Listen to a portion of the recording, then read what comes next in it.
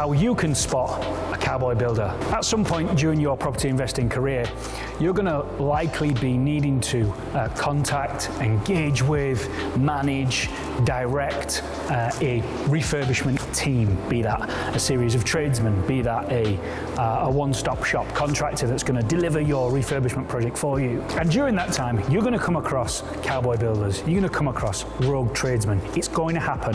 Just accept that to begin with. So what I'd encourage you to do at this stage is to have some checks and balances in place to avoid, to be able to check in on yourself and check in on the person that you're dealing with before you move forwards into contract with that person. Those working closest with me inside of my construction training business have a full structured process, a full structured approach to avoid these absolute shitbags at every turn. I personally believe that this is the number one fear that property investors hold when it comes to getting into property refurbishments.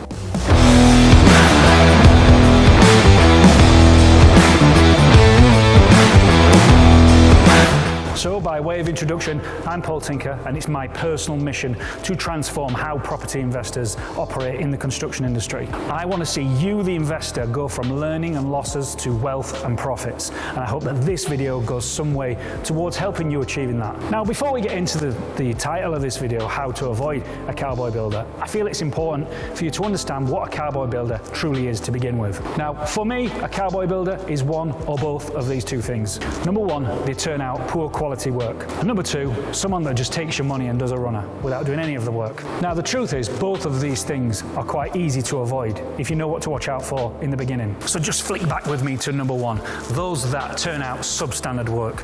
Those that turn out a standard of work that's not met your expectation. Now, let's be really, really clear that before you get going, you've got to share what your expectations are, or it's actually impossible for the builder, for the tradesman, to achieve the expectation that you've set inside here without communicating it to begin with. It's too late when it comes to you being in a position where you're presented with an invoice and you're expected to pay the invoice. It's then too late to start sharing your standards, start sharing your expectations.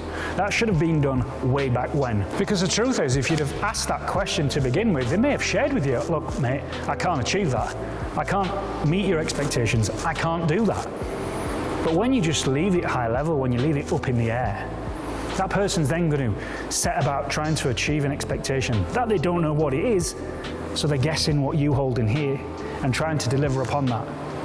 They might not be a cowboy at all, but if you don't communicate the expectations to start with, you're going to end up having a really, really painful journey. The second thing about them meeting the standard that you expect of them is you can actually check on this before you get into bed with them, before you engage with them on your project. You can do this. It's not enough for you to just take their word for it. It's not enough to say, can you do it? And they say yes.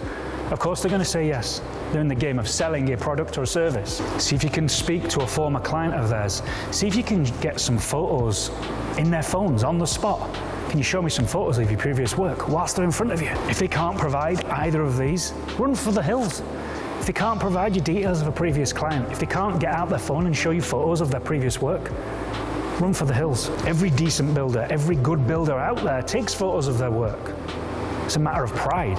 It's a matter of marketing. And they all have previous clients. Why would they not want you to speak to them? So if they can't provide you with the details of a previous client, they can't show you photos of previous work on the spot, that's it, I'd be done for me. And the second type of cowboy builder is the one that does the runner with your money. These shitbags are the worst of the lot. But here's a couple of things that you can do to protect yourself from this becoming a thing in your property investment journey. Number one, it goes without saying, but I see it time and time again, people still do this. Never, ever, ever, ever, ever pay for works until they're done, until they're complete. If there's still snagging to do, you don't pay until it's done. If it's incomplete, then don't pay until it becomes complete.